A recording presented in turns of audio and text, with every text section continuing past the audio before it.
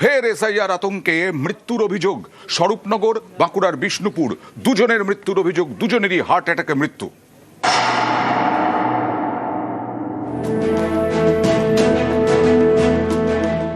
উত্তর ২৪ পরগনার স্বরূপনগর, এখানকার বাসিন্দা সুলতান সর্দার, বয়স ৬০, বৃহস্পতিবার সকালে হার্ট অ্যাটাকে মারা যান।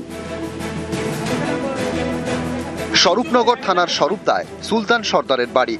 গত শনিবার তাকে এসআইআর হিয়ারিংয়ে ডাকা হয়। সেই মতো স্বরূপনগর বিডিও অফিসে যান। পরিবারের দাবি, সেখান থেকে ফেরার পর আতঙ্কে ভুগতে শুরু করেন, অসুস্থ হয়ে পড়েন। এদিন সকালে হার্ট অ্যাটাকে মারা যান।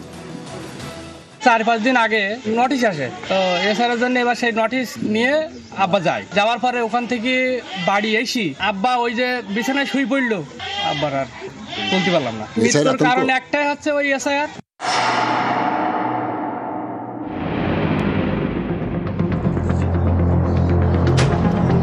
বাঁকুড়ার বিষ্ণুপুর, এখানেও এসআইআর আতঙ্কে এক বৃদ্ধার হার্ট অ্যাটাকে মৃত্যু হয়েছে বলে দাবি।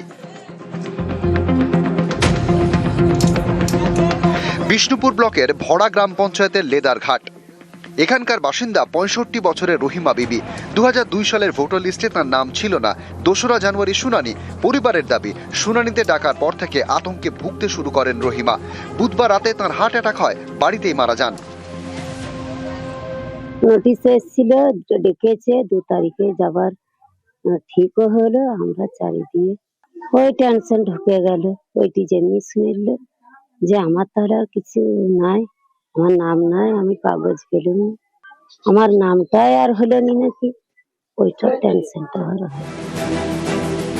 উত্তর ২৪ পরগনা থেকে অনুপম সাহা এবং বাঁকুড়া থেকে দেবব্রত মণ্ডল, নিউজ 18 বাংলা। এসআইআর এর হিয়ারিং আজও চলেছে। আজও সেই হয়রানি অব্যাহত। কেউ অ্যাম্বুলেন্সে, কেউ ভাঙা পায়ে, আবার পানিহাটিতে নির্দেশ সত্ত্বেও অসুস্থ বৃদ্ধার বাড়িতে গিয়ে শুনানি করলেন না বিএলও, এরকমটাই অভিযোগ।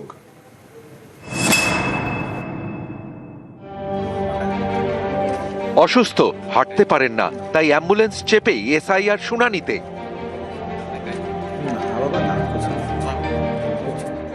ঝাড়গ্রামের রঘুনাথপুরের বাসিন্দা অশীতিপর রূপচাঁদ মান্ডি বয়সজনিত নানা রোগে ভুগছেন, হাঁটতে পারেন না।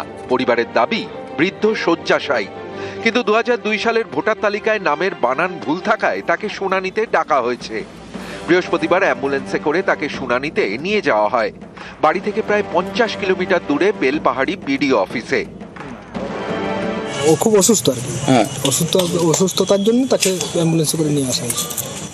হিয়ারিং তো তাহলে তো অন্যরকম ভাবে করা যেত। শুনেছি যে ৮০-৮৫ বছর বয়স যাদের হবে তার আগে নাকি বাড়িতে গিয়ে তাদের হিয়ারিংটা হবে। তো কই আমরা তো দেখলাম তো অ্যাম্বুলেন্সে করে নিয়ে এলো।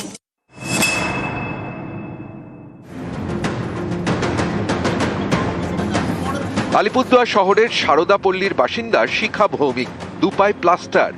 এই অবস্থায় শুনানিতে তার দাবি, দিন ৭ আগে সিঁড়ি থেকে পড়ে দুপা ভেঙে গিয়েছে। কিন্তু ২০০২ সালের ভোটার লিস্টে নাম না থাকায় শুনানির নোটিশ ধরানো হয়েছে। তাই ভাঙা পা নিয়েই যেতে হয়েছে আলিপুরদুয়ার ইন্ডোর স্টেডিয়ামে এসআইআর শুনানিতে। ২০০২ আমাদের নাম নাই ভোটে, কষ্ট হচ্ছে, ব্যথাটা আসছে যে নাম নাই, আবার যদি এখন না আসে, আবার যদি না থাকে ওই জন্য। উত্তর ২৪ পরগনার পানিহাটি, এখানকার কাঠগোলার বাসিন্দা অলকা মিত্র, বয়স ৮০, শয্যাশায়ী। ৭ই জানুয়ারি তাকে শুনানিতে ডাকা হয়েছে। তার ছেলের দাবি, মায়ের কোমর ভাঙা, হাঁটতে পারেন না। মঙ্গলবার সংশ্লিষ্ট বিএলওকে তিনি অনুরোধ করেন বাড়িতে এসে শুনানি করতে। অভিযোগ, তাতে রাজি হননি বিএলও অমিত কুমার সাহা। পড়ে যাওয়াতে কোমর অপারেশন হয়েছিল, তাতে একটা রড বসানো হয়েছিল। আর তার পক্ষে 4 তলা আমাদের বাড়িতে লিফট নেই, তো তাকে নামানো ওঠানোটা একটা বিশাল ব্যাপার। আর এমনি কিছু মনেও থাকে না। তো আমি তখন জিজ্ঞেস করেছিলাম যে যদি বাড়িতে এসে শুনানিটা করানো সম্ভব কিনা। বললো না, আপনাদের যে বয়সী হোক না কেন তাকে যেতে হবে। নির্দেশটা তখন ছিল না বলে আমরা করতে পারিনি।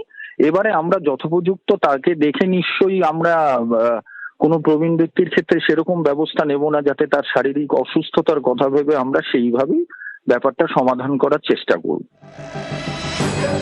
নিউজ 18 বাংলা।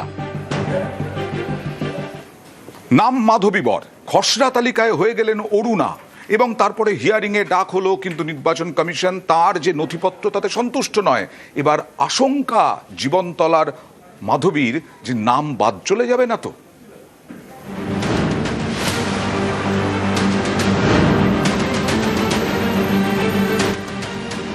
মাধবী বর দক্ষিণ 24 পরগনার জীবনতলার বাসিন্দা।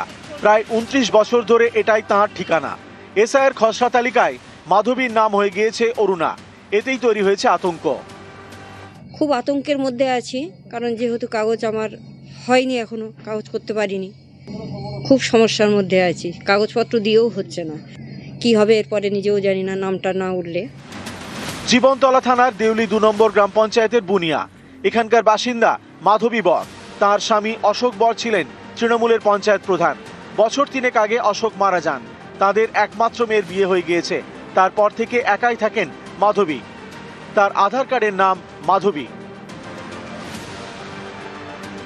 ভোটার কার্ডে মাধবী হয়ে গিয়েছে মাধাবী। সম্প্রতি তিনি এসআইআর ফর্ম ফিল আপ করেন, সেখানেও নাম ছাপা ছিল মাধাবী। কিন্তু খসড়া তালিকায় মাধবী হয়ে গিয়েছেন অরুণা। তবে স্বামীর নাম এক, অশোক বর, কিন্তু সেখানে লেখা নেই মাধবীর এপিক নাম্বার। মাধবীকে ডাকা হয় হিয়ারিংয়ে। তার দাবি, তার দেখানো নথিতে সন্তুষ্ট হতে পারেননি কমিশন, তাই ফের ডাকা হয়েছে। এর জেরে আতঙ্কে মাধবী। নাম ভুল আসার কারণে আমি কাগজপত্র জমা দেওয়ার ফলেও আমার কিছু হচ্ছে না।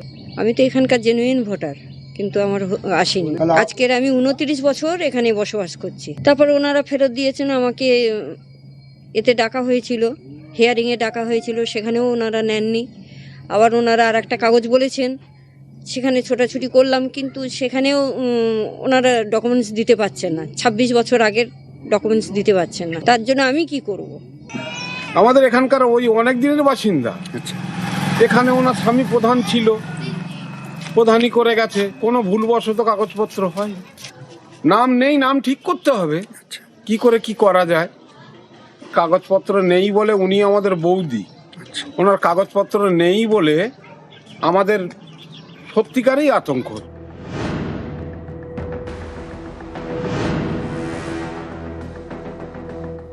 বিধায়ক ছাড়া এ বিষয়ে স্থানীয় নেতারা মুখ খুলতে রাজি নন।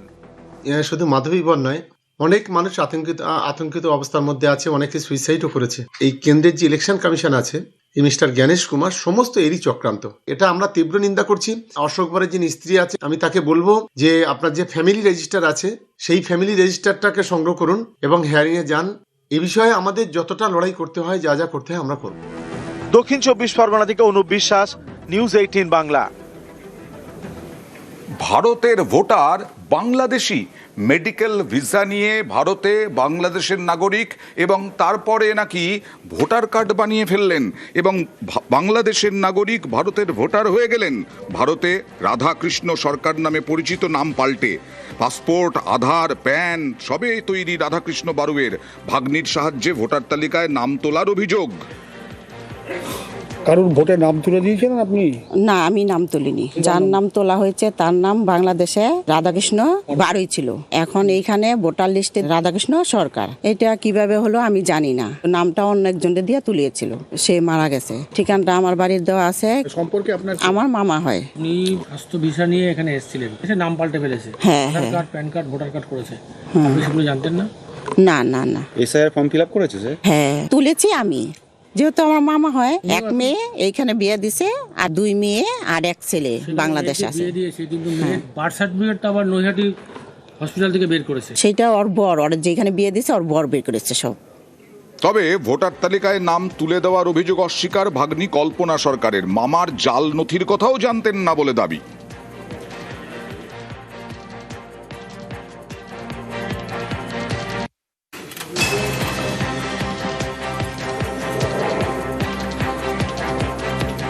এসআইআর এ ফর্ম জমা দিয়েছিলেন, হিয়ারিং এ ডাকা হয়েছে। বাংলাদেশি হলে নিশ্চয়ই আইনত পদক্ষেপ করা হবে, বিএলওর দাবি। আমি তো জানি না, আমি ফর্ম সার্ভ করেছি, তারা ফর্ম নিয়েছে এবং ফর্ম জমা দিয়েছে। আমি তাদেরকে হিয়ারিংয়ে রেখেছি। হিয়ারিংয়ে যদি তারা প্রেজেন্ট হয় তাহলে তারা থাকবে, আর অ্যাবসেন্ট হলে তারা নেই এখানে। অতএব এটার আমার কোনো দায়ও নেই, দায়বদ্ধতাও নেই। আইনত তাদের যা অপরাধ বা যা পেনাল্টি হয়, গভর্নমেন্টের যে সমস্ত রুলস অ্যান্ড রেগুলেশন আছে, তাদের সেই দায়িত্ব অনুযায়ী তারা সেই পানিশমেন্ট পাবে। অন্য দেশের মানুষ কেন থাকবে এখানে? বাংলাদেশের মানুষ হলে তাকে বাংলাদেশকে তাকে সেখানে পাঠিয়ে দেবে, তাদের যে সিস্টেম আছে।